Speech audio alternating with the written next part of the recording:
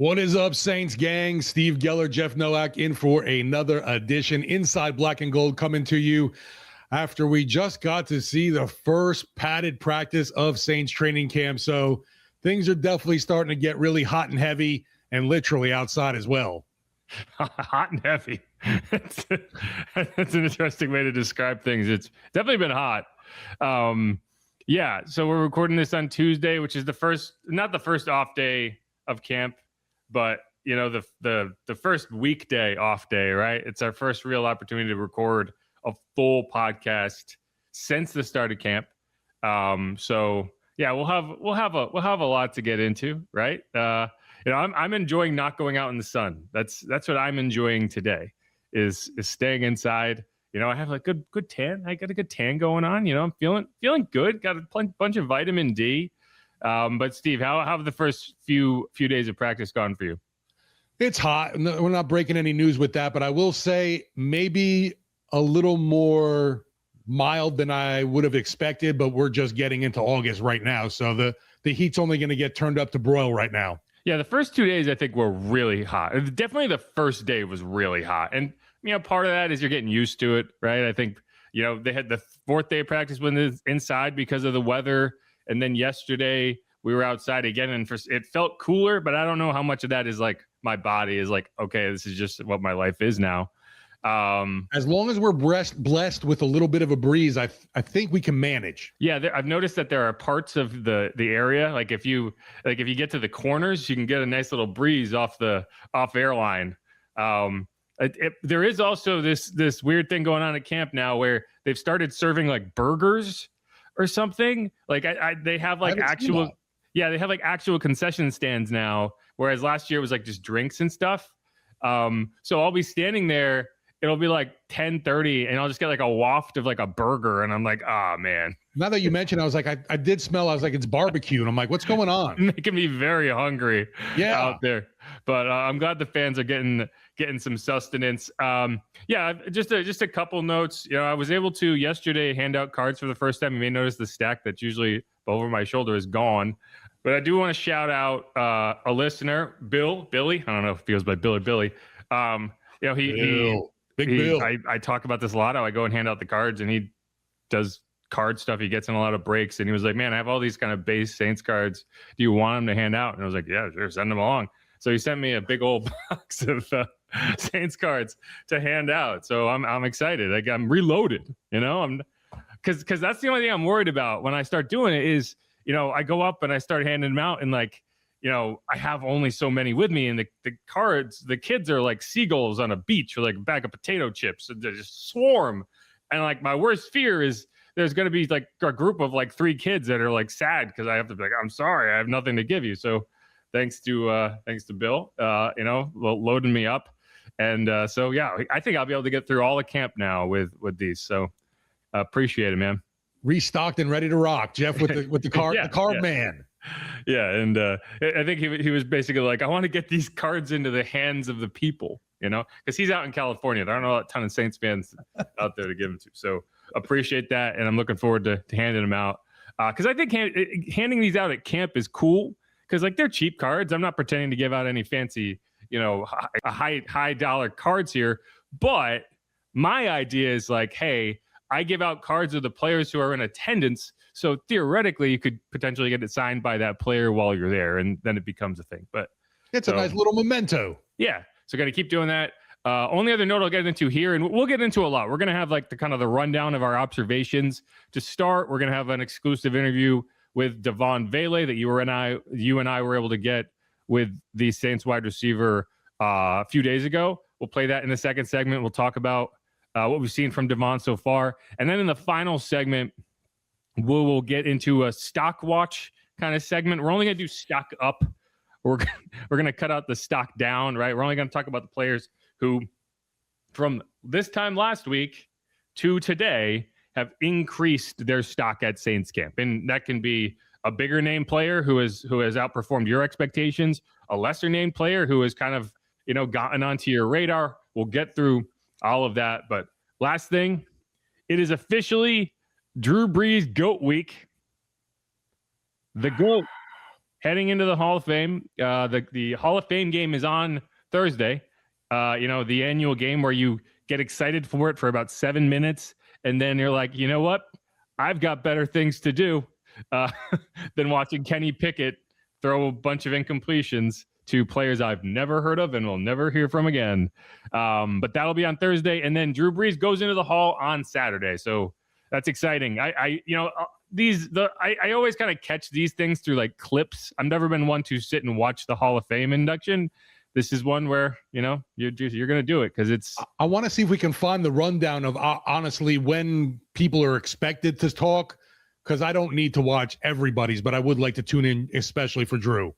I do think this is a solid Hall of Fame class. Oh, yeah, no doubt. When you look at it, like Luke Kuechly, we've watched him play forever with the Panthers, and those were some really cool battles. Larry Fitzgerald's one of my favorite NFL players of all time.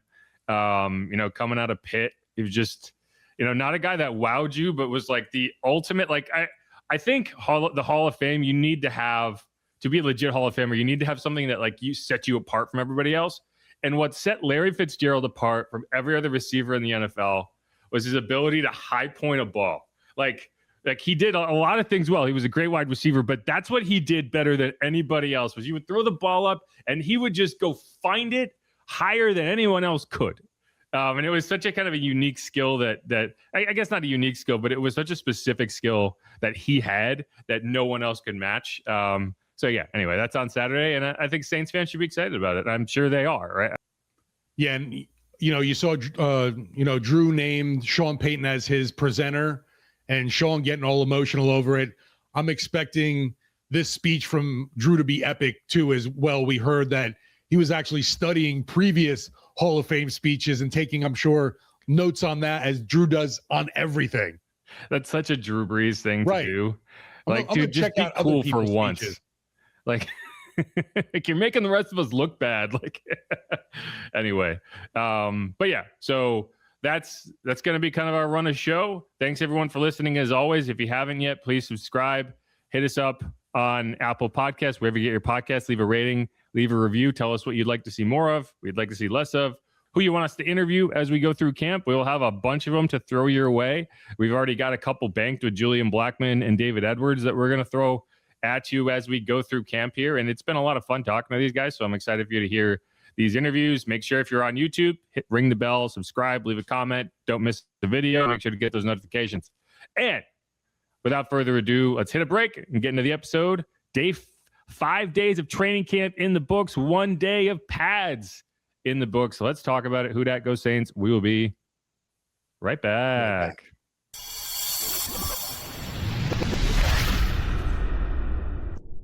And we have returned here on Inside Black and Gold. I tried to do it differently that time. I don't like the sound of it. I'm gonna cut that out. Anyway, Jeff Nowak, Steve Geller coming at you on Tuesday morning and early afternoon, I guess, if you want to be specific. After day 5 of Saints training camp, the first day in pads, we're going to get into a lot of it. We're going to do kind of news notes. We're going to talk about a surprise retirement.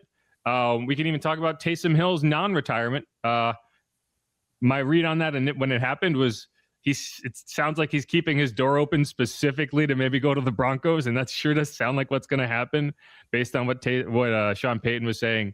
But I just think the biggest storyline for me through the first 4 days, and I'm curious how you feel about it, was the defense looked good, but the offense looked very sluggish. It looked like it just wasn't on time. Everything looked a little uncomfortable. Maybe that's a product of guys missing time during OTAs and minicamp, right? Like you didn't have Jordan Tyson in any of the drills until the start of training camp. You didn't have Chris Olave in any of the drills until day 3 of training camp. Maybe that played a factor. But I needed to see some sort of progress in the first day in pads, and because I think once the pads go on, the offense gains a little bit of an advantage, and I think we saw that. We'll get more into the details, but what's your take on kind of the offense versus defense, the slow start on offense, and what you saw yesterday? Yeah, like you mentioned to me, it was like the start of camp, defense comes out guns a-blazing basically. Yeah. The offense, and we talk about it. It maybe should be more expected than we did going in with the contract still wasn't solved with Chris Olave, so he wasn't fully taking part in drills.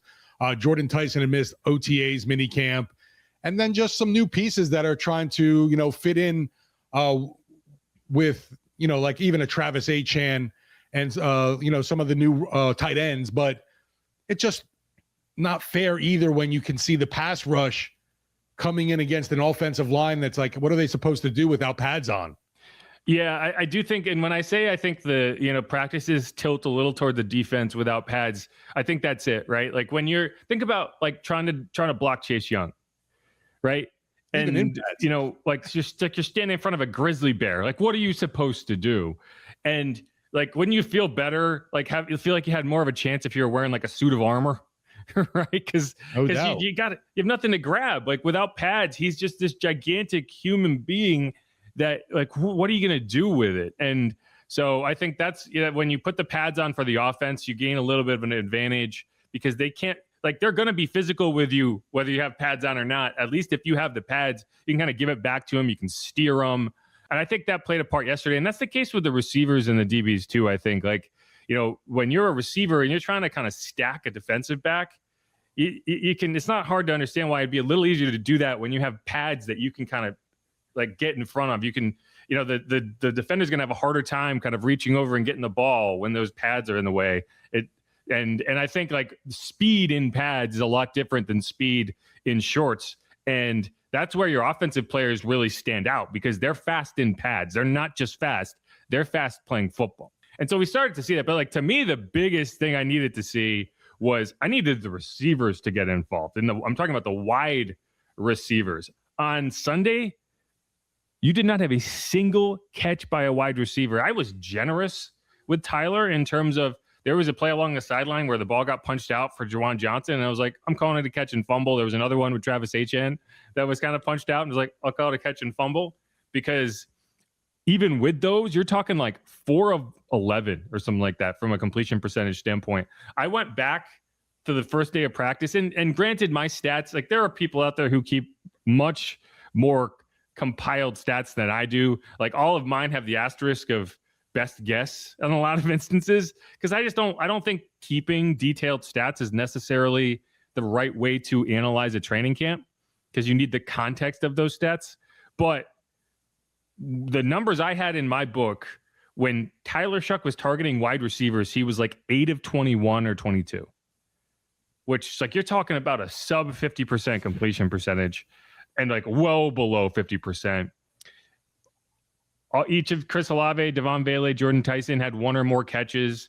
On Monday, Tyler went 11 of 13 passing. Much better, right? It was just a much more efficient offense, and that is including the detail that the offensive line was allowing a lot of pressure. Like that's something I'm a little concerned about right now. Is I'm seeing a little more pressure than I'm comfortable with, especially from the edges at this point. And, Calvin Banks had a really strong rookie season. I am eager to see how he's able to follow up on that. He's lining up against Chase Young every day. That's a very difficult thing to do. I've seen Carl Granderson get home. I've seen Cam Jordan get home.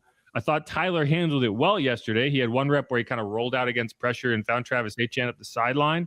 Like he kind of like, directed him downfield and then got it to him. And Travis made a nice catch and big gain. But it's hard to analyze exactly where the offense is because I'm not seeing a lot of in-phase offense. I'm seeing a lot of kind of second play offense where you're just creating. And the offensive line is going to have to be better. Yeah, and that it's, still tough to really gauge the run game as well because I feel like the D-line seems to be meeting them either at the line of scrimmage or behind it. Yeah, Cesar Ruiz hasn't been there the last 2 days. So you've had Dylan Radins in there. It's not an injury, right? Like we've had Brian Brzee done for the year with an ACL tear, which is a bummer. Right? We've had Jalen Polk retire, which kind of strange. But we'll talk a little bit more about that. But Caesar's absent for the birth of his kid. I'd expect him to be out there on Wednesday. I think what you say is, hey, we have an off day on Saturday. We have an off day on Tuesday. We'll give you a couple days here and then come back. I don't think Sean Payton would have viewed that the same way, but Kellen Moore is Kellen Moore's man. And so, yeah, I came into this offseason feeling like the offensive line should be a strength of this team. And I'm choosing to look at it right now and say this defensive line is playing well. But we'll start to learn more once you get to these joint practices and the Jags show up. And is this still a problem, or do you grow from it? No, I think that's you don't want to say concerning, but it's definitely stuck out of the issues up front with the O-line when, I don't know, you thought that the unit was going to be a little bit more together and looking like a stronger part of the team right now, but we've seen one padded practice, so I'm not trying to overreact either here. Yeah, right. It's so early, and that's why I think it's important to lean on the glass half full takes at this time, right? Like it's even if you have guys playing poorly, that's okay, right? Like you have guys who get off to slow starts, they need to improve over the course of camp. There is time to do that. But what you need to see are, okay, there's an issue here. Does it get corrected? Does it get fixed? Tyler Shuck, yeah, like he had a slow start to camp last year. He really picked it up as they went, and I expect him to do the same. I had someone ask me on Twitter yesterday. It's like, do you see Tyler playing as a QB1 right now? And it's like, yeah, I think so. Like I think he's doing things the right way. But to me, this entire season is an evaluation.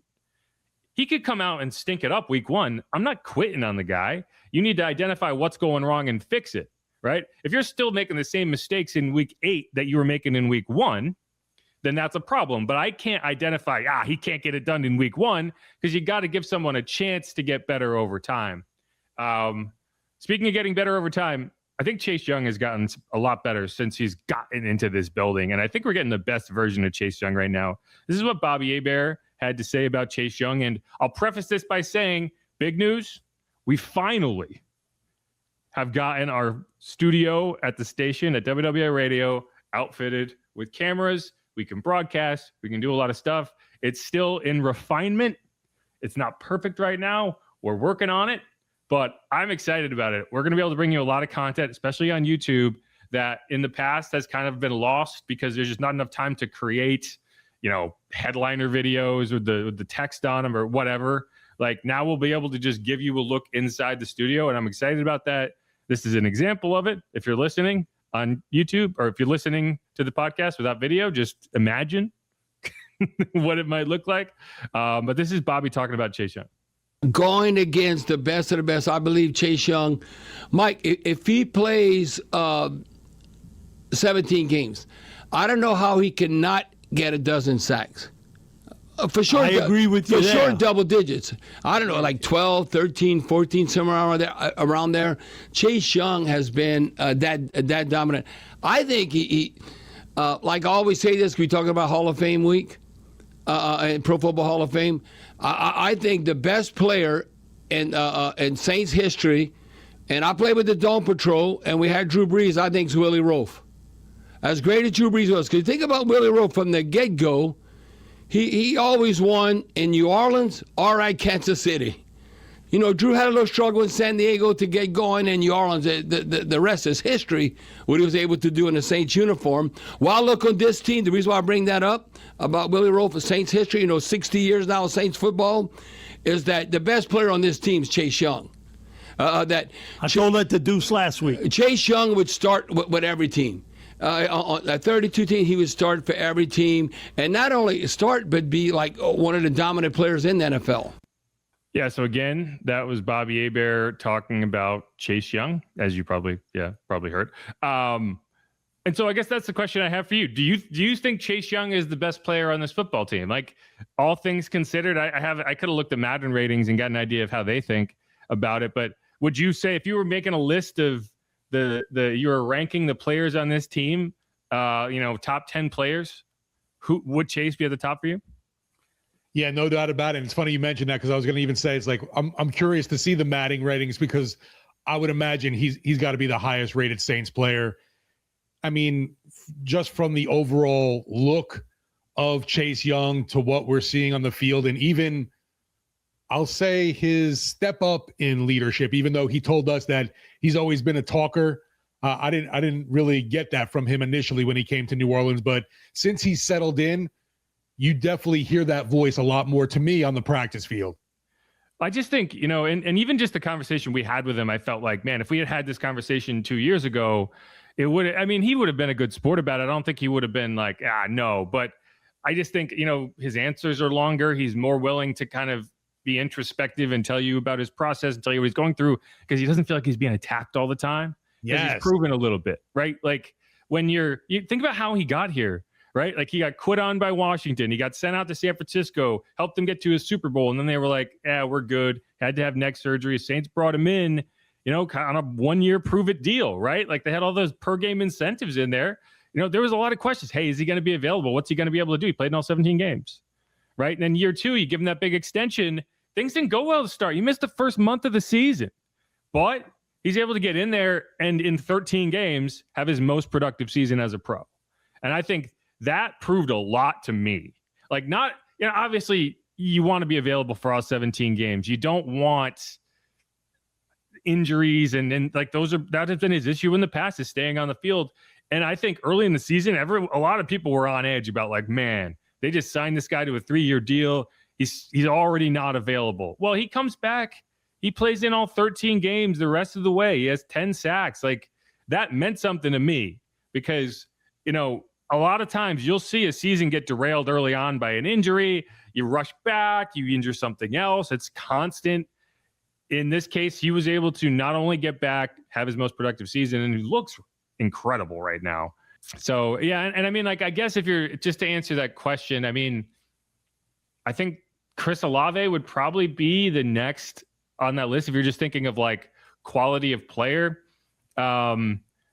it's definitely not the quarterback. I think long-term, maybe you could say, hey, your expectations and your optimism for Tyler Shuck is for him to be. Yeah. I would hope in there too, a healthy Eric McCoy. It's always tough to balance offensive line versus defensive line in terms of like, what is a good player versus like, how do you rank them? But yeah, I mean, it's hard to argue that Chase Young wouldn't be the top player on that list, even though like he's probably not going to be in the top 100. I don't know if he gets as much credit around the league as he should, but like that's what I'm choosing to believe right now is that because you'll see, I've seen him blow up Kelvin a couple times. Yes. And it's like, man, he didn't have a chance. But I think that would be the case for a lot of left tackles in the NFL, right? Like, yeah, we're not talking about an all-pro first-team guy. We're talking about a second-year player trying to find his way, and he's going up against this dude who's not only elite, but also I think still hungry to like, he feels like he's being disrespected. He got a 10-sack season, and barely anyone talked about it outside of this market. No, and like you mentioned, to me that stands out just from even that players 100 list. It doesn't mean a whole lot of anything, but I expected Chase Young, honestly, to be on there just because of the season he was able to put together in limited action. I don't know if he got dinged for that at all amongst the rest of his peers, but what he was able to do last season, mighty impressive. And you talk about, we're joking with Madden ratings. If you're going to do a creative player, Chase Young looks like a dude that came out of a video game and is on the field. Carved out of granite. Yeah. And so let's kind of move forward. One of the big piece of news that came out this week. Last week it was the Brian Brzee injury. It was Chris Olave's big extension. This week it is Jalen Polk suddenly retiring. And I'm really interested to find out maybe a little bit more out of that, but it really doesn't sound like it's a lot beyond his heart just wasn't in it, and he decided It's time to call it. We'll dig more into that. This is what Kellen Moore said when he was asked about it yesterday. Jalen Polk went to reserve, retired. He was good about the whole thing. As we had a lot of conversations. We went through this, just kind of something that he felt was right for him, personal thing, and so he was great. Communication again, as always, was great, and so we love that guy, and so we'll keep close with him still as he kind of goes through everything, and so.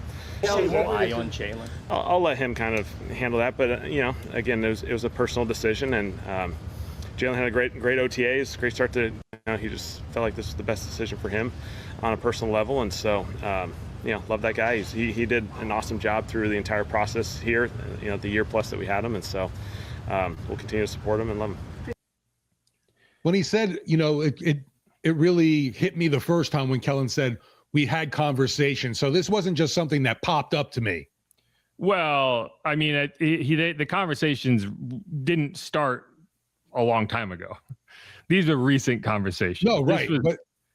But it wasn't like out of the blue one day he just walked into the office and says, "Coach, I'm retiring." Yeah, well, I mean, he had missed the 2 days of practice prior to that for personal reasons. So you had the first couple days of practice and then the off day. And it sounds to me like those first 2 days, I think that separates a lot of things. You get out there in that heat. It's a lot of work. It's a crowded wide receiver room, and I think he was playing well enough during OTAs and minicamp. But I did write down, like, I haven't really seen Jalen Polk these first 2 days. Like, hasn't really been making an impact, hasn't really been targeted. And so I don't know if maybe you kind of just see the writing on the wall. I thought he had been playing well enough to make the team. And I thought the investment the team had in him was going to be enough for them to, like, hey, if it's close, we're keeping this guy because we traded a draft pick for you. Like, even it was a 6th round pick next year, and you got back a 7th rounder in 2028. So it was a low investment, but GMs don't want to be made look dumb. They're going to do everything they can to try to justify an investment made. But I don't know. And so the way it looks to me is like, and I think this happens more often than people realize, is like, you can get through college on raw talent. You can say all the right things in the draft process. You have the talent. You're going to look good in workouts. But what happens when you get to the NFL when it's a job and you have to be very self-motivated? You have to commit on your own. Not everyone's able to do that. Not everyone's willing to do that. I remember talking to Thomas Dimitroff a few years ago, and I brought this up before, and he was like, Vic Beasley was an elite player for them. He led the league in sacks one year. I think it was 2016. And then 3 years later, he's out of the NFL. It's not because he lost the ability to play. It's because he lost the desire to be great. Right. And, I look at a player like Brian Edwards, another 2nd round pick wide receiver showed up here. Like, wouldn't you say like they were kind of similar, Jalen Polk and Brian Edwards, in terms of like Brian should have probably just retired, right? He showed up. He didn't even know his assistant. We talked to Brian Edwards and he didn't know his position coach's name like a week into camp. They went out to LA and he was so bad that they basically just left him out there. Like, that's a joke, but like, he was like coming back. It was like, you need to not be here because it just wasn't working. Like, and it wasn't about whether he could play. It was about whether he was committed. And I think for Jalen, I think there's a little bit of self-awareness that you have to appreciate there of a guy being like, I just ain't got it. Yeah, and I think maybe that strikes a chord with folks that maybe can't understand. It's like, how can't you want to play football? And then just, I think, like, to me at least, he realized that I'm not built for this. Yeah, whether it's physically or mentally, and it's tough. And who knows? Maybe he was dealing with, he had the shoulder injury last year. He didn't play it down in football. Who knows if that acted up on him? Like, I don't know. But I did see people saying like, oh, there's got to be more to this. I'm like, I honestly believe there's not a ton more to it. I think it's just he doesn't want to play anymore. And so what it does create is a scenario where, okay, you have a really strong top-tier wide receiver room, and now you have an opening. Right? Because I kind of had been penciling in Jalen Polk and saying he's going to be a tough guy to unseat because of the investment the front office made. And now that feels wide open. And I think there's a handful of players, who knows, maybe Mason Tipton gets back on the field and does his whole, show out in camp and make the team again thing. Bub Means is a player that I think has been really good through the first week of camp. And everyone kind of had a good day Monday for sure.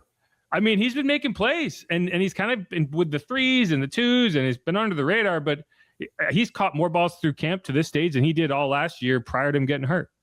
So I think that's the way, I don't think we're going to talk much more about Jalen Polk after this episode. We're going to talk about who's the guy down the depth chart that's forcing you to stand up and take notice. And like, if I'm those guys, suddenly I have like a second life. Like, man, there's room for me now where there probably wasn't before. And even like a Ronnie Bell or somebody like that. Like, I think there's going to be someone that makes this roster now that probably would have got cut before. And so, no doubt about that. I mean, I've gotten some folks that have been complaining about, another wasted, trade by Mickey Loomis. I'm like, all right, you threw away a 6th round pick. Is that really going to make or break the franchise? Come on. Yeah, I mean, like you go to a gas station, you buy a scratch ticket, you don't win. I mean, do you look at that and say like, Like, I shouldn't have done it in the first place? Or do you look at it and say, like, I took a chance. That's the price to play the game, right? Like, you can't win if you don't play.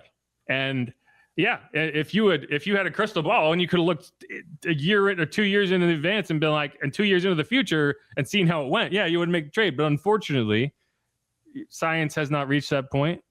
And you kind of just have to go on faith. And now we understand why it didn't work out with the Patriots. Right. Because of the minimal investment, to me, Jeff, it's not like resonating where, oh my God, this organization made a huge mistake on this. Yeah. And I do also think it's like, when I talked to Jalen, it was always funny because he's the type of guy where if you read his quotes, you've been like, okay, he's all in. But if you like listen to him say them, you'd have been like, I feel like he's just kind of saying the things he's supposed to say. Never really felt like he was like, I don't know, genuine. You know, he was off the field for a full season. You'd think that guy would be like, oh man, I'm so like, and it was always like, okay, you know.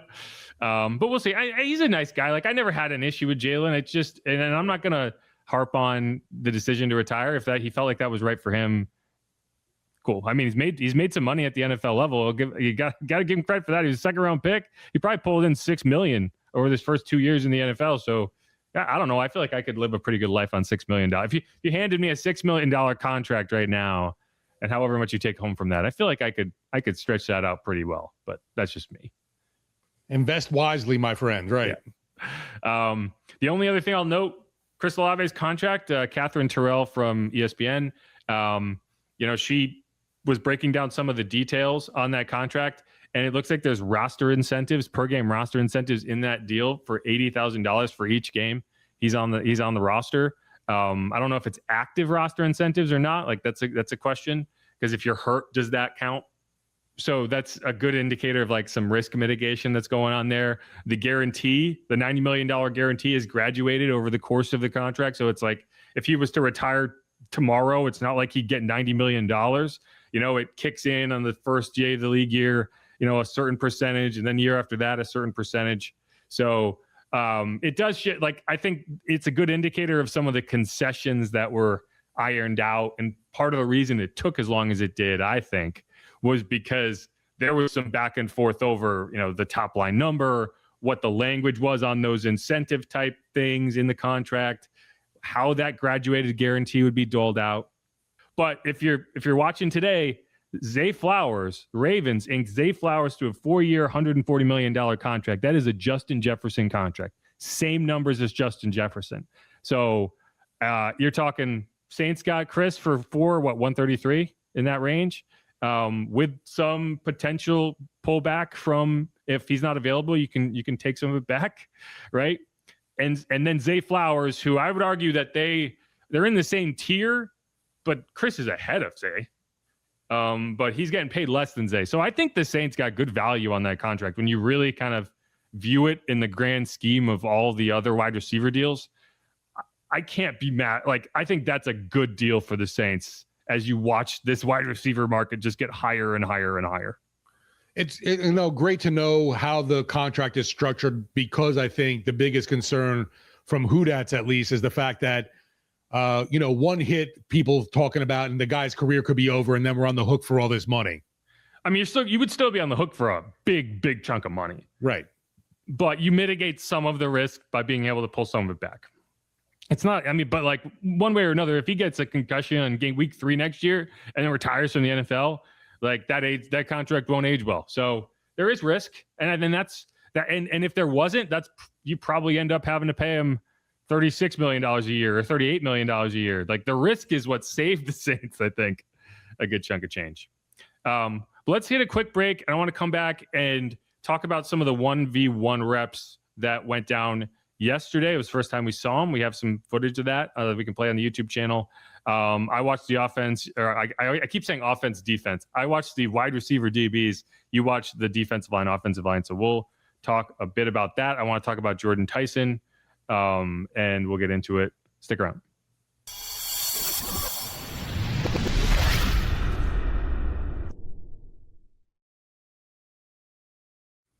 And we're back on Inside Black and Gold. Quick segment here. Just wanted to go through the 1v1s from yesterday. It was one of the more exciting practices because of the 1v1s, because when you put on the pads, that's what you'll get.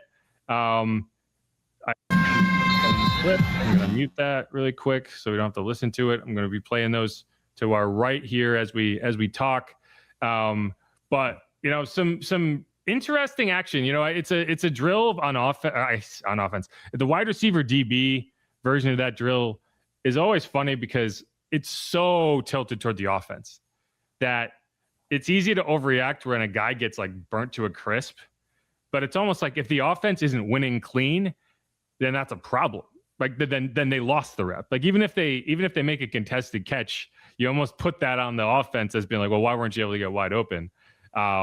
But there was some really nice reps for guys in this drill. I thought Lorenzo Styles had a really nice couple of reps. He actually picked the ball up. You almost never see interceptions in 1v1s because it's just tough to get to the ball when you have no time to react to it. Dallas Beanham had a couple nice reps, but I thought Bub Means was the star of that drill. You had Barryon Brown breaking off a couple routes. He burnt Rajon right down the field. But I just think Bub, you watch him play and you're like, man, he has really good body control. He's never going to wow you with the speed or the burners, but he's able to just kind of change speed, wall guys off. And if he gets that leverage, he's not giving it up because he's so wide and thick. And I don't know. I'm a fan. I'm a fan of Bub. Yeah, it's almost like, hey, you mentioned with Polk now out the picture. It's like, well, somebody's got to step up. And he seemed obviously that day, Monday in pads, to be like, all right, I'm going to make my presence felt here.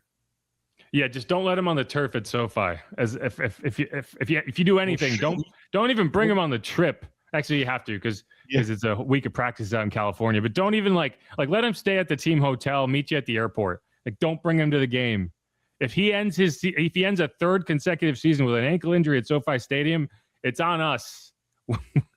Protect this man. No, Chris Olave, Khalid McKinstry, you're matching up a lot. I thought that it's very evenly matched, which is what you want to see. Like, you don't want to see your star corner getting burned by your star wide receiver, and you don't want to see your star wide receiver getting clamped by your star corner. So I felt like they kind of had a good back and forth. The only other thing I'll mention is Jordan Tyson didn't participate, and I was concerned a little bit because it was the first thing they did in practice. And I was like, man, are they just shutting him down entirely for this practice? That's what we'll have to talk about. That's not what ended up happening. He was a participant. He was out there shagging punts as he has been. He's been consistently involved in the punt return team. He was in team drills. It was really just about, hey, we're going to limit some of his action as you kind of head toward that off day after the first day in pads. And, I can't be mad about it, right? Like it would be easy to take for granted that we spent the entire OTAs, mini camp, the month leading up to camp talking about, will this guy be available? Will he be on the field? He can't be missing every third day. Well, he's been out there each of the first 5 days of practice. I think generally speaking, other than the Brazil injury, you've had very good attendance. The only guy who's missed time is Cesar Ruiz for the birth of his child. So I have to be positive about the amount that we've seen from Jordan Tyson to this point, even without being in the one-on-ones. And we knew, Jeff, that they were going to be careful with Tyson from all we saw with, the mini camp OTAs and, the ramp up. So I don't have a problem with it either. At least he's still doing the team stuff, which is really important to me. Yeah, and I mean, like, there's a difference. Like, my issue was not being smart and being cautious, like you should be. This is a guy who dealt with significant injuries in college. Hamstrings can be notoriously fickle. Like, you gotta be smart with him. I get annoyed when I feel like a player is being protected from the game of football, and that's what it felt during OTAs and minicamp. That's not what I consider this. I consider this being judicious and understanding. Like, this drill in particular is not really football. It's not really predictable. You're not running routes. You're kind of just reacting. And there's a lot that can go wrong in these reps if you're not careful with it. So I'm sure there's going to be other one-on-one sessions where we do get to see Tyson. It just happened to be that day. Yeah, and the fact that you've gotten through 5 practices and he's been there, Yeah, that's all I care about. The one other note I'll say on Jordan is I really appreciated. So he was asked, he messed up on a route. I think it was the second day of practice, and Tyler Shuck threw an interception. Quincy Riley picked it off, and he was asked about that interception, and I appreciated his answer. So let's listen to it. You turned in the ball. So is that a perfect example of what did you learn from that play, and is it already like, you know? Yeah, that was 100% on me. It wasn't on Tyler. I broke out and I seen there was a defender out. I tried to reverse back in. You can't do that, especially when you got pressure. You have to get the ball out. So that was definitely on me. That's where I said with the option route stuff, just figuring that stuff out. So you two talk immediately after that play? Yep, we talked immediately after the play, and we ran it again after practice. So yeah, that was my bad. And that's where the value of every day comes out here, and being able to work with him and get on 1,000%. Did you know right away that it was? Yeah, for sure. Yeah, for sure. 1,000%.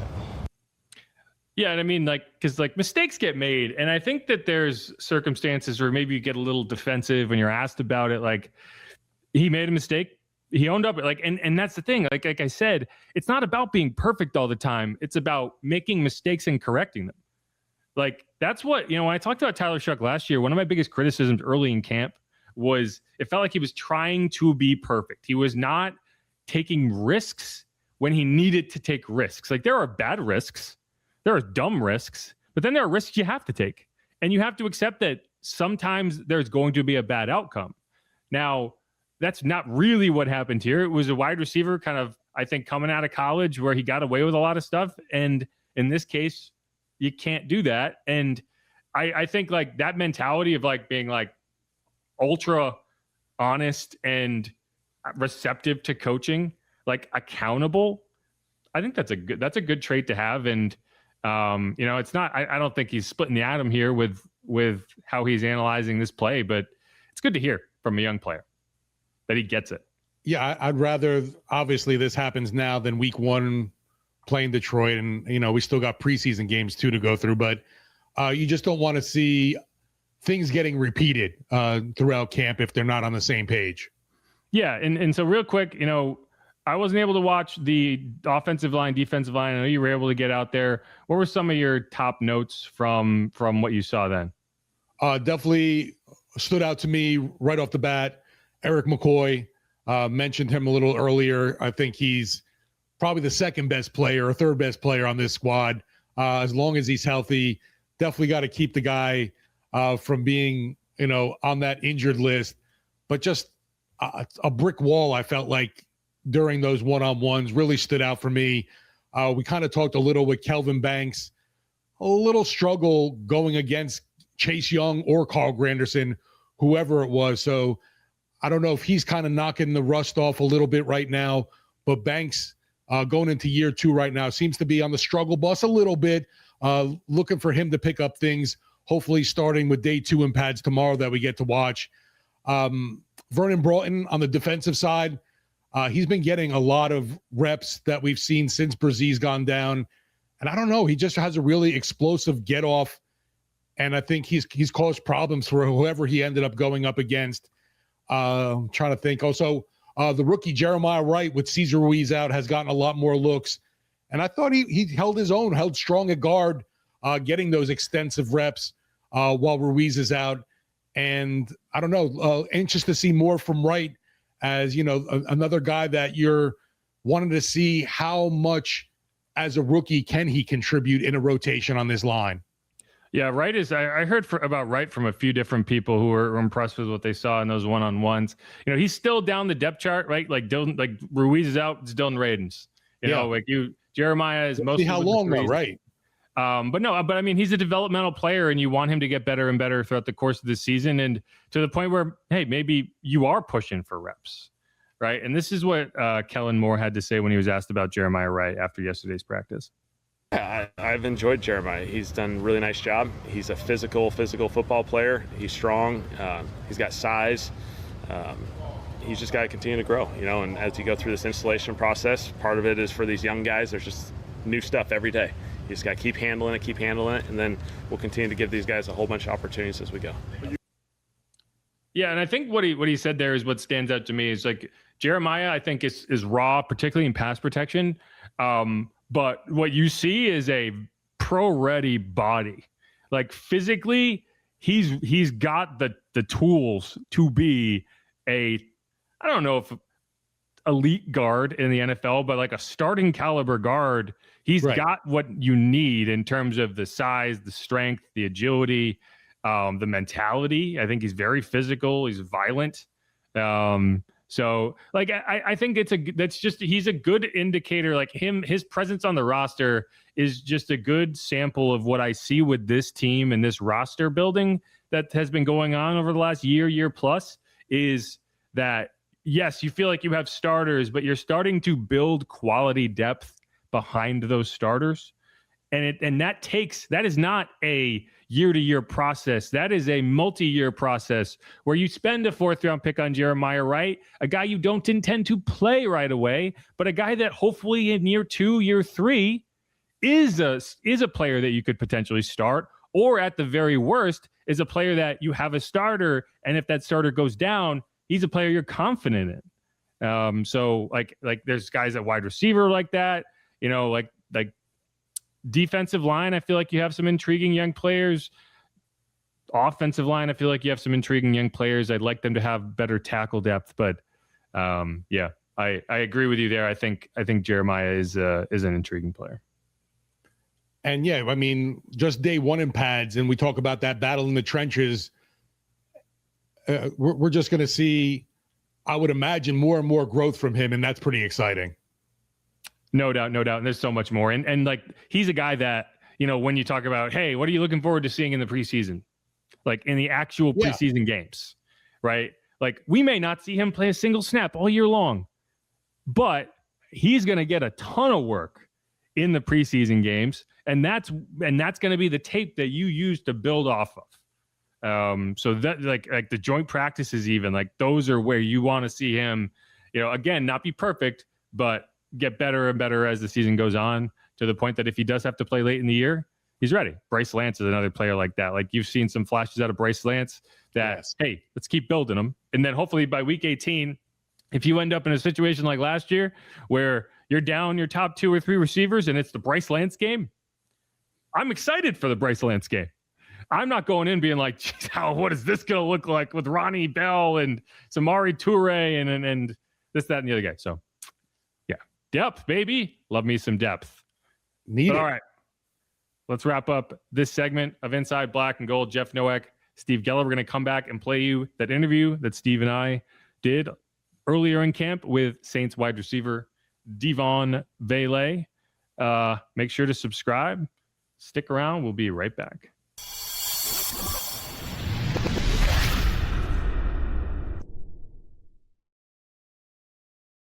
And we're back on Inside Black and Gold. Jeff Nowak, Steve Geller coming at you after the first 5 days of Saints training camp. We get opportunities to chat one-on-one with Saints players after it should be every practice. To this point, it's been every practice. We'll see, as camp goes on, I think it gets, you're going down the line, and we might miss a day or two, but our goal is to get you an exclusive interview in every single one of these episodes. And I'm excited about it today. That's going to be Devaughn Vele, Saints wide receiver. He came in late in camp last year. This is his first opportunity to really practice in Metairie. He didn't really get to do that last year. He was a guy that you traded for right at the end of camp. So let's hear what Devaughn had to say. Steve Geller along with Jeff Nowak talking with Saints wide receiver Devaughn Vele. Well, man, oh man, going into another season with this black and gold bunch, you really seem to hit your stride last year late with this squad, especially with Tyler Shuck at quarterback. What really clicked for you in that final stretch? My teammates putting me in the best position to, make plays. I had the opportunities to make them, and I had to make them count. So at the end of the day, we cared about winning games, and whoever gave us the best chance, that's who we were going to put in the game. This time last year you were on the Denver Broncos, right? And that trade happened right at the end of camp. Had to be kind of a whirlwind, kind of getting up to speed and everything. How helpful has it been to just be a part of this thing for an entire offseason as you kind of work into this offense? Yeah, it's a lot easier, especially playbook-wise, rather than me just having to learn the X's and O's. Now I can actually add a little bit of flavor to how I run my routes, understanding coverages, especially with how dudes play. and also, building the chemistry with the team. So I'm excited to have another year under my belt with the team and excited for the things we're going to do this year. Yeah, for the uninitiated, when you say add flavor, what does that mean? It's more so like, instead of running what's written on the paper, like running straight and cutting across, you can understand, like, okay, if it's cover 3, cover 2, you can kind of add a little bit of, pizzazz to how you run it. You know where the soft parts of the coverage is going to be, and you can read it a lot better. So instead of me stressing about, okay, what do I have on this play, now, okay, I understand what I do on this play, who has this, if they're playing cover 2, how am I actually going to run it this time? So I feel like it adds another level to the game, and it slows the game down a lot for me. Yeah, I imagine familiarity with the quarterback helps, right? Because like how you see something, it only makes sense if he sees it the same way, right? Oh yes, for sure. I mean, the quarterbacks are a lot smarter than we are, so they're going to see it before we even see it. But yeah. How has it been, though, like building that chemistry with Shuck in year 2 now? I know you got a little taste of it last season, and looking forward to even more on going into year 2. Yeah, it's helping build him his confidence, especially, it's his second year under his belt, but this is going to be his first year, playing a full season at starting quarterback. So we got to do our job as receivers, to make him feel comfortable, make sure we're getting open, making his reads a lot easier, and helping him settle in so he can do what he does, which is win games. Devaughn, one of the things we hear talked about a lot with Tyler is the age, right? He came in as an older rookie. You're in the same situation. You came in as a bit of an older rookie. You're in year 3. How do you view that? Do you see it as an advantage? You're a little bit more mature. How do you kind of look at the maturity that you come in with, that he comes in with, relative to some of these rookies who show up 21, 22 years old? I think at the end of the day, I know they always harp about age, but, one thing about the NFL, they're a production-based business.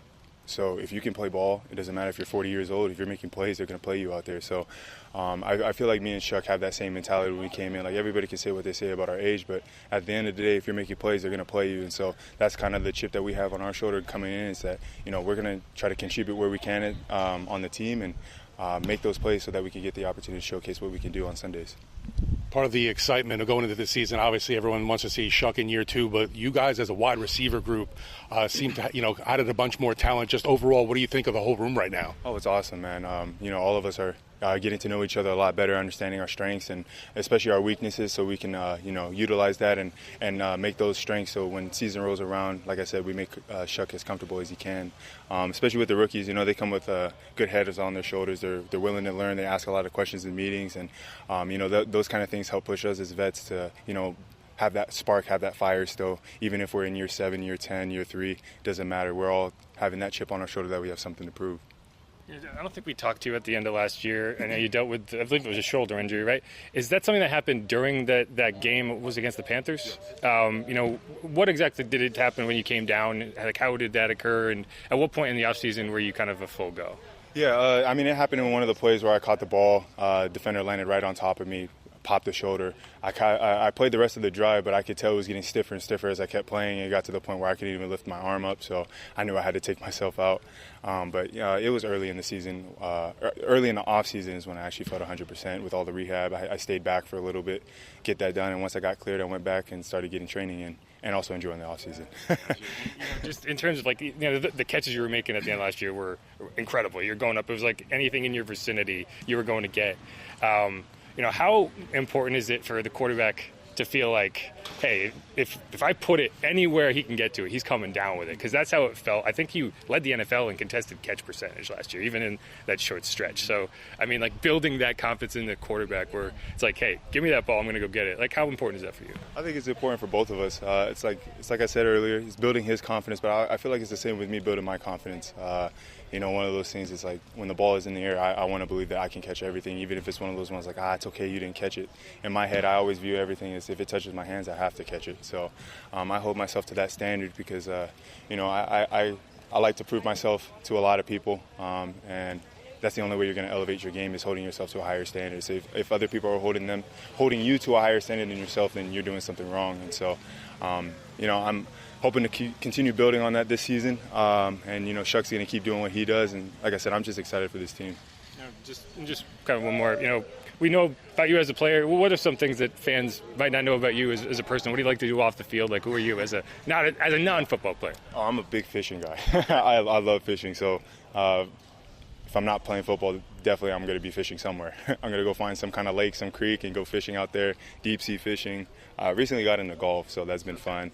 But yeah, no, fishing is my number one thing I like to do, and obviously spending time with my kids, my wife. I have 2 kids right now, so it's been awesome watching them grow and, trying to give them that lifestyle that I want them to have. Devaughn, definitely thanks so much for the time. I appreciate it, and good luck the rest of the camp, man. Thank you so much. Appreciate you guys. Okay, Steve, really quick.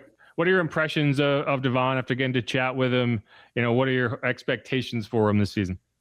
Man, I got high hopes for him going into this year as that big body guy that this team desperately needs. With that mix of Jordan Tyson and Chris Olave, I think Vele's got a different skill set. Obviously, I think we've talked about it before that the receivers all kind of have something special that they do. And I think obviously Vele's size stands out about that. But just as a person, as a guy, seems like a really good dude, has a good head on his shoulders as well. And I don't know, I just think you see definitely the chemistry building with Juwan Johnson with Tyler Shuck. And I just think Vele is also going to be kind of that security blanket for Tyler Shuck as well. Yeah, and that head on his shoulders is really high off the ground too. So that's helpful. It's helpful. Like he got like Sean Payton compared him to Marcus Colston, and I think so much of that is like, and it's not like, yeah, you want this guy to be your franchise leading receiver, whatever. It's like the build is very similar. Like even the demeanor. He's 6'4", but he's like thick. Like you see a lot of these 6'4" guys come into the league and they're like bean poles. It's like you worry they're going to get snapped in half. Like I don't worry about that with Devaughn. Now I do worry that he's making some of these incredible contested catches. I think he had like an 84% contested catch rate last year, which I told him about, and I could you couldn't see it because it was a audio interview, but like I could tell by the look on his face that he didn't know that stat. When I told him that stat, he was surprised to hear it. And I think that's funny sometimes. It's like we talk about all these numbers, and I don't think these players are always aware of these numbers. But I think that's such a big part of his game, and that's what really stood out down the stretch last year was throw it up to that guy, he's going to go get it.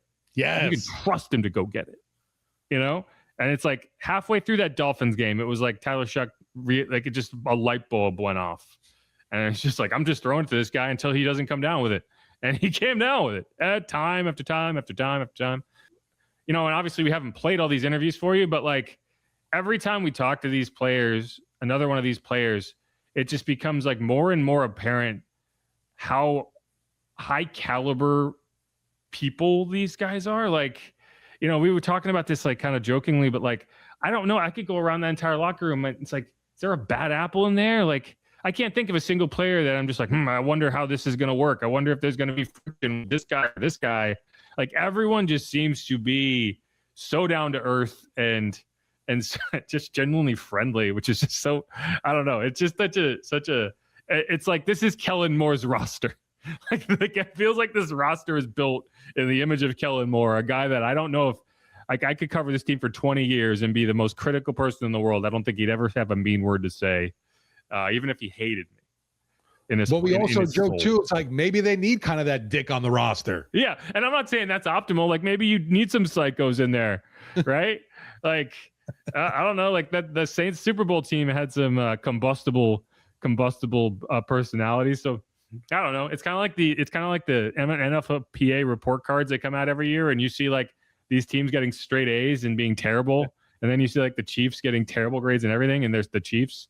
So maybe there's something to be said for nice guys aren't necessarily the answer, but I will say, Jeff, too, is I appreciate the fact that obviously the media relations guys are bringing them over, and none of the guys have seemed put out or aggravated by the fact they have to do this interview with us. No, they're excited to do it.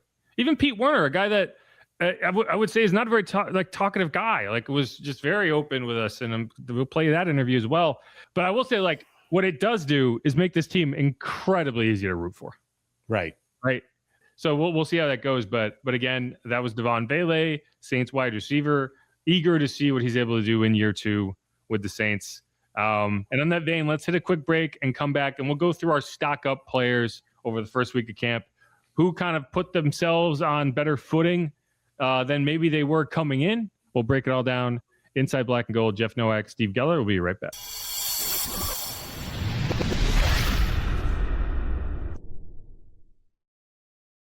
And we're back on Inside Black and Gold. Jeff Nowak, Steve Geller. One more segment here, and it's going to be our Stock Watch segment, but we're really only doing stock up. A week into camp, I'm not doing stock down. Like there's guys who haven't necessarily had the strongest first week, but I'm not shoveling dirt on anybody at this point. That's not what I'm here to do. It's not the right thing to do. Like there are players, and I'll note players that need to get better, that have maybe an uphill climb or have to show that week one is not necessarily a representation of their whole time with a training camp. But for now, I want to focus on the positives, which is some of the players that have really impressed me. And we already talked about a couple of them, so I'll just name the first one right off the bat. And that's Bub Means. Like, I think we went into camp last year really high on Bub. Like, there was a lot of optimism around Bub. And then he got hurt, and everyone kind of forgot about him. The Saints drafted 3 wide receivers. They traded for Devaughn Vele last year. Like there's a lot of headwinds that Bub is flying into in this year's training camp, but you give him credit. Like he just kind of put his head down. He's worked. He's made some plays, and there's something to be said for that. He's also a bigger body. He's not the type, like you have a lot of like size in that wide receiver room, but you don't have a lot of like thick wide receivers. Like Chris Olave is 6 feet tall, but he's a slighter build. Jordan Tyson, same thing. Bub is a guy that, you want him to go out there and dig out a linebacker at the second level, he could probably do it. Like he's a guy who can go out there and block. So I don't know. Like I think I want to give him credit for just doing the work. I don't know if he'd be on the roster if I did a projection starting today, but he's a lot closer to it than he would have been this time last week. It's so tough with him too, because you feel like he's kind of been around for a while, but we just haven't seen much of him. Yeah, I mean, he was a 5th round pick in 2024. Right. So this is year 3. And that's what made last year so frustrating is like that year 2 leap that we talk about. He just never got a chance to do it. He just never was able to get on the field. And it's not his fault. I got love for Bub too, just because he gave us some time at the Super Bowl as well. Yes, he did. We chatted with him on Radio Row. Right. He was making the rounds. So no, I mean, he's a cool dude. I'm rooting for him. And even it's like, hey, you get cut out of camp, you make the practice squad. Like that's not the end. Like that's still a successful, mission for a guy in that range of like you're right. And like look at Kevin Austin over the last couple of years. Like he hasn't made the roster out of camp, but he's been contributing down the stretch. We just talked about too, with like a guy like I mentioned, Devaughn Vele. I love the fact he's a big physical receiver that this team needs in that mix. God forbid something happens to him. I feel like Bub's someone that kind of can fill that role. Yeah, you need redundancy. Yeah. Right. Like you need depth players who, if someone goes out, you can plug them in there and not feel like you have to change your entire offense to accommodate. And can he do the same things Devaughn can do? I don't know. Like he's not the type of athlete Devaughn is, I don't think. But he can go over the middle and catch a slant route and take a hit. I'm okay with that. Like you need guys who can do that. You need guys who can block. So yeah, I like the effort there. Another player I'll mention, Ike Adam. Ike. We like Ike. I do like Ike. He's a good dude. He's a good special teamer. What happened in yesterday's practice that we haven't talked about yet is Ike was getting some reps with the ones. Right. So a couple times during practice, Quincy Riley came off the field and Ike Adam was in there. And, when that happens, you immediately write it down because you're like, oh, hopefully there's no injury or anything like that. And we talked to Kellen Moore afterward, and he confirmed, which is what it seemed like, is, it's not really a competition per se. Like it's not a sign that Quincy is losing his grip on that role. It is a sign that Brandon Staley is doing his job well.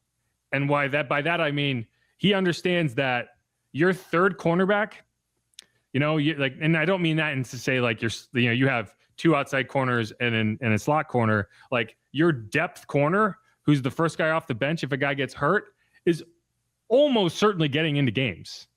Like it is only a matter of time. If you have both cornerbacks play 100% of the snaps, like that is a unicorn, right? So you have to plan for your third cornerback getting in. And honestly, you probably should plan for your fourth cornerback getting in at some point.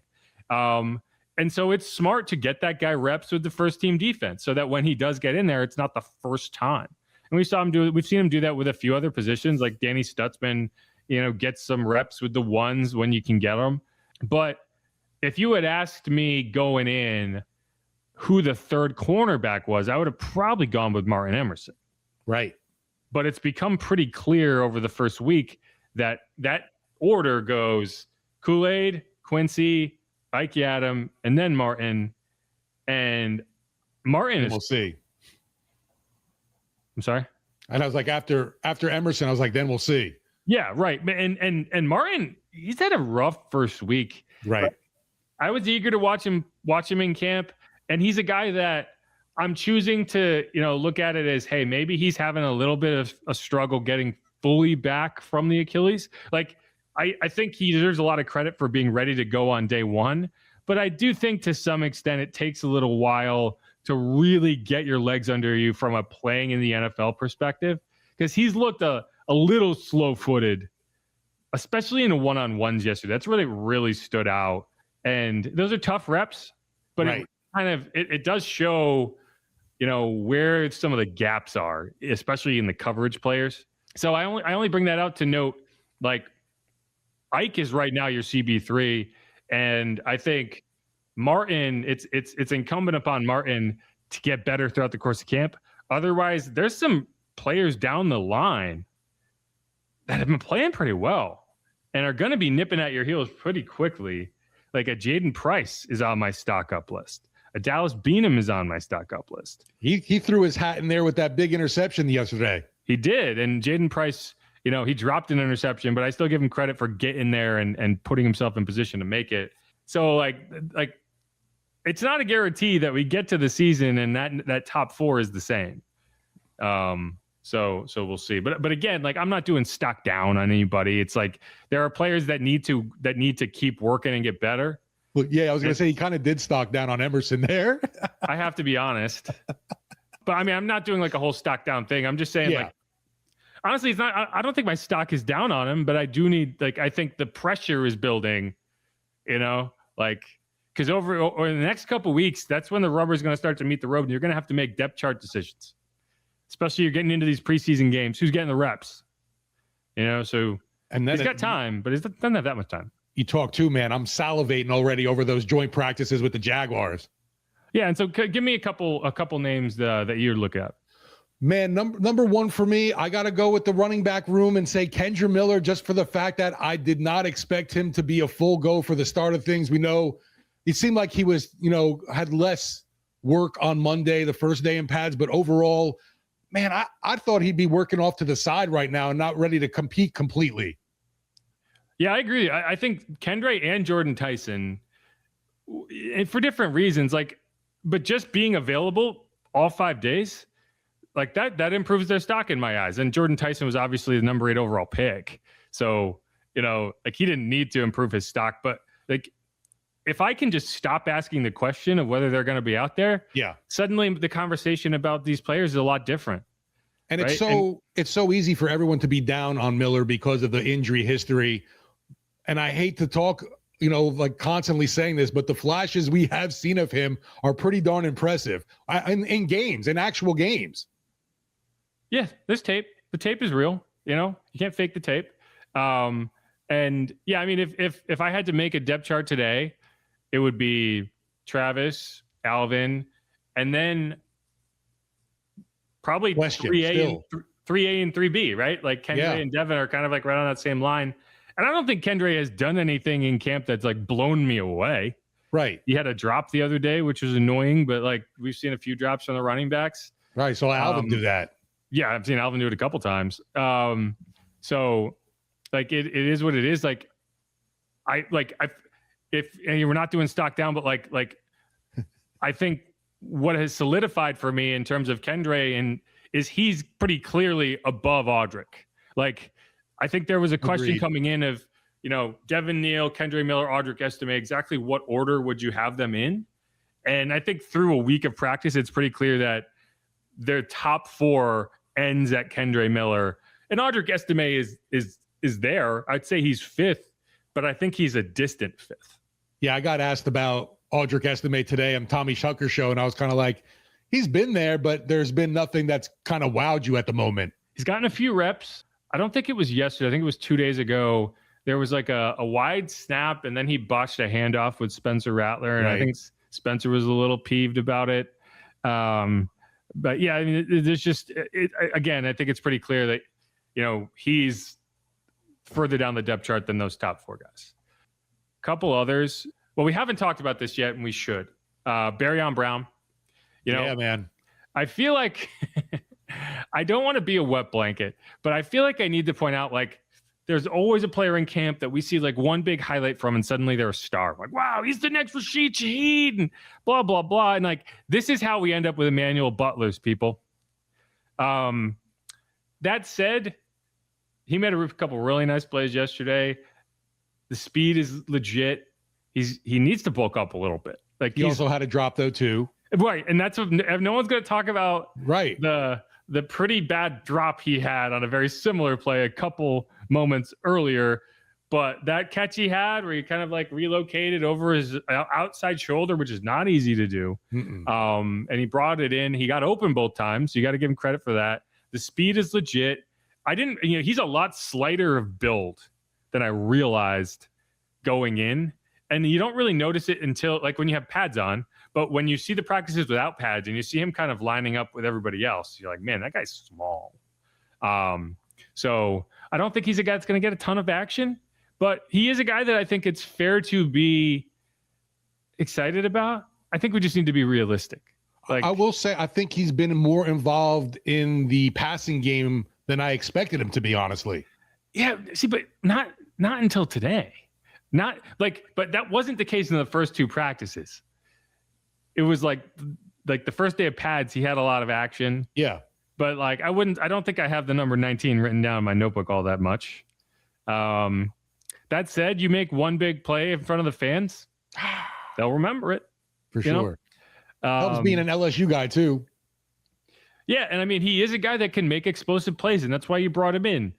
I think his role in the offense, if he makes the roster, which I think he will, is going to be as a return ace who gets occasional like end arounds and sweeps. He's a guy that goes on the field when maybe a wide receiver or 2 are down with injuries or whatever. But I think the hype train is going a little faster right now than it should be, is what I'll say for Barryon. Another rookie though too, right with him, Bryce Lance, I feel yesterday too had a good day and has been a consistent guy that always seems to pop up in the notebook. He had a couple touchdowns from Spencer Rattler in 7-on-7s, and we knew he had a nose for the end zone. Like that's definitely something. I mean, he had 17 touchdowns in one season, right, in college. So I like seeing the rookies obviously getting in the mix right away. Yes, it's good to see him getting action. I hesitate to put him on my stock up because I think he's about where I had him coming out of camp or coming out of mini camp. Okay. But I'm still, but like, that's not saying I'm down on him. That's just saying like my expectations for him are about what he's done. But I mean, he's made some plays. Like this is a wide receiver room that has not had a massive impact before Monday's practice. And he's one of the guys who has caught some passes pretty consistently. One guy who, it's funny because it's really more about the usage than necessarily anything he's done. Vernon Broughton. Amen, dude. For sure. Haas talked to Brandon Staley, Saints defensive coordinator Brandon Staley.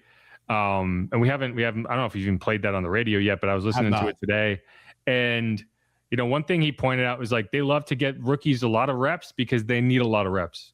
Like they want these young players to get the lion's share of the reps because they need to learn. And Vernon might not be a rookie, but he's as close to a rookie as you can get, considering he played in one game last year and got hurt and missed the rest of the season. So he's getting a ton of reps. He has been on the field. If you had to rank the snaps taken, and it's impossible, there's no way.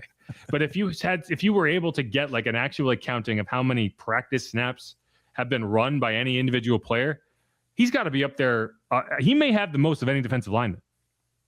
Because like guys rotate in and out. Like Chase Young isn't out there on every rep. Carl Grandis isn't out there on every rep. Devon Godshaw is only out there when you need a nose tackle. Nathan Shepard is rotating in and out. But Vernon Broughton, the number 91, is almost always in there. The only time I've seen him come out consistently is when they go NASCAR and they throw Carl Granderson on the inside to rush. And I wasn't sure what that would look like. Like Brian Brzee went down and it was like, how are you going to handle it? Are you going to maybe split up some reps, give Vernon some reps, maybe give Kristen Miller some reps, whatever? No, Kristen has been that guy. And so if the season started today. Vernon.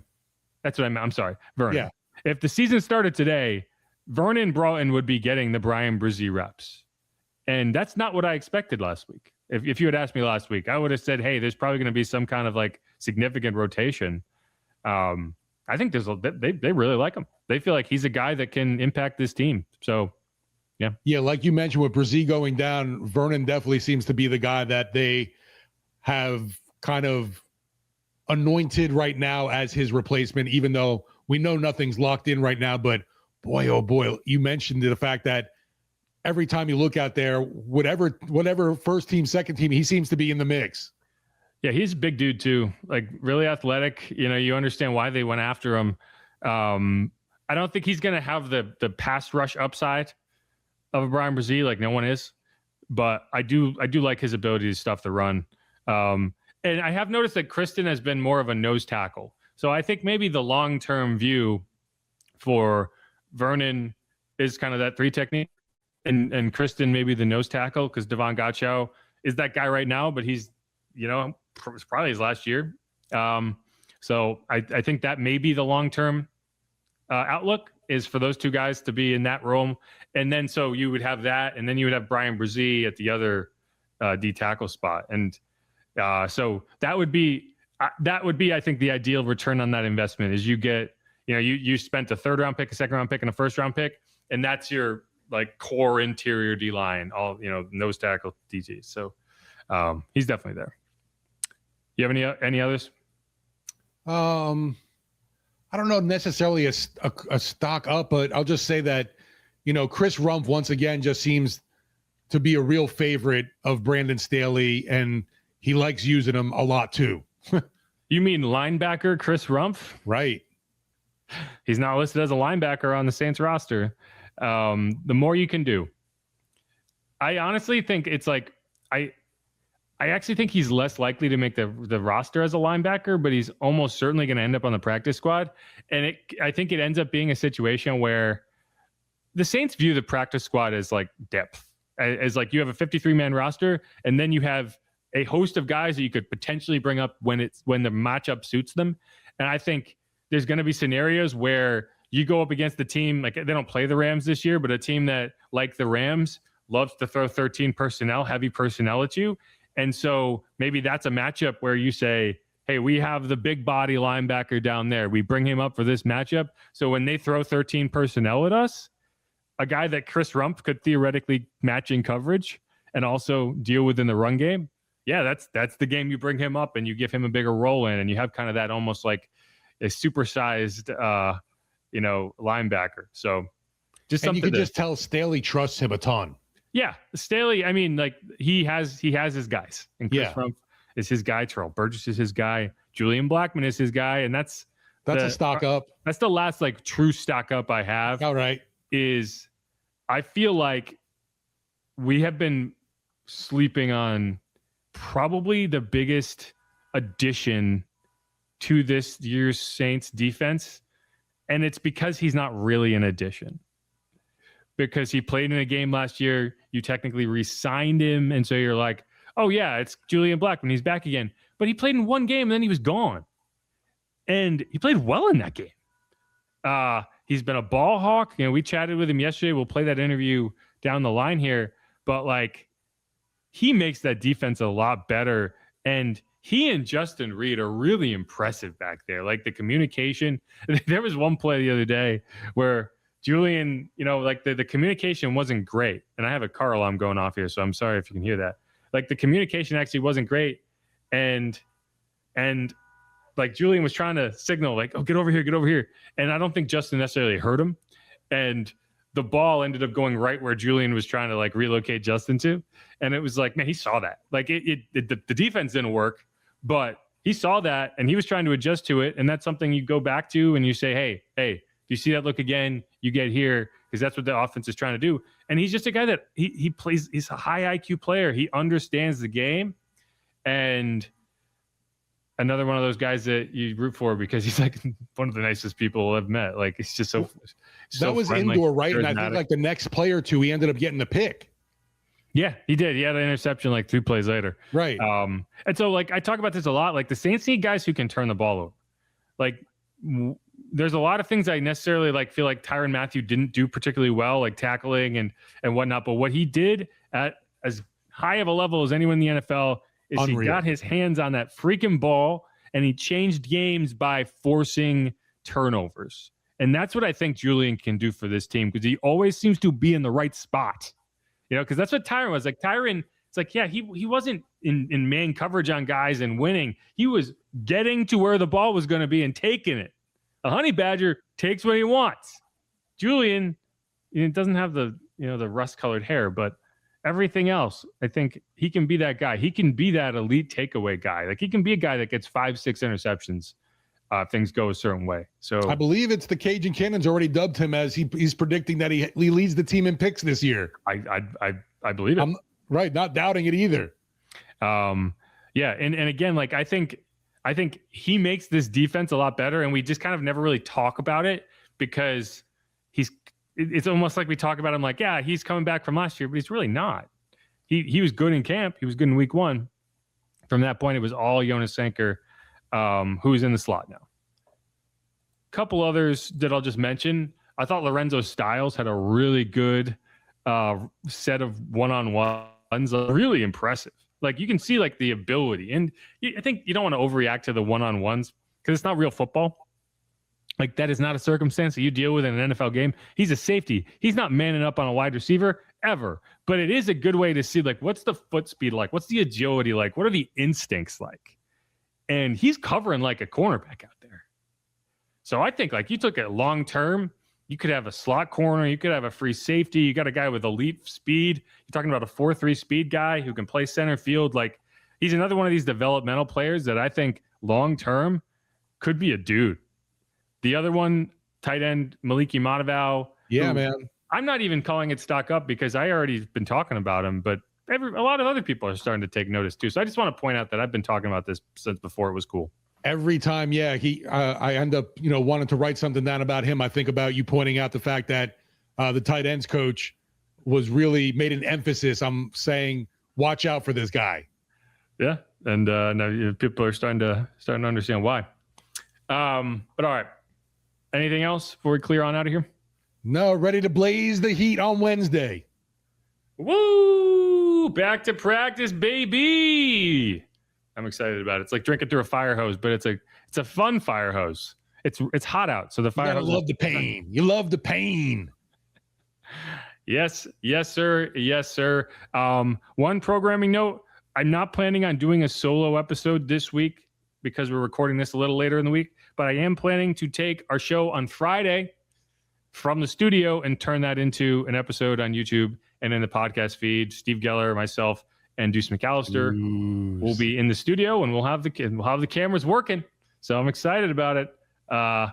We'll be doing it. But until then, who dat? Go Saints. Thanks everyone for listening. Make sure to subscribe. Peace, y'all. Who dat, baby?